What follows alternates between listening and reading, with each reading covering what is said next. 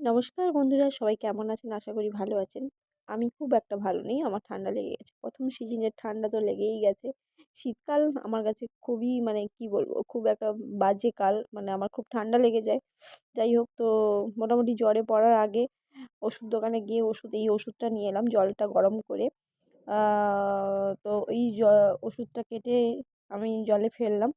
এর প্রচণ্ড অ্যাকশান একটা মানে ভীষণ ঝাঁঝালো একটা ভাব।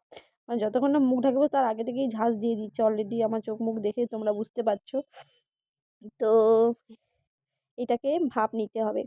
গোটাটা একটা গামলার ভিতরে জলটা ঢেলে তার ভিতরে ওষুধটা কেটে দিয়ে তারপরে একটা তয়লা নিয়ে মোটা তয়লা নিয়ে ওর ভাপটা যাতে জাস্ট বাইরে না বেরোয়, তো ভাপটা নিতে থাকতে হবে। যখন নাক বন্ধ হয়ে যায় তখন মুখ দিয়ে নেবে। আর মুখ দিয়ে নেওয়াটা হয়ে গেলে কিছুক্ষণের জন্য মুখটা বন্ধ করে জোর করে নিঃশ্বাসটা নেওয়ার চেষ্টা করবে। দেখবে অনেকটা ক্লিয়ার লাগবে।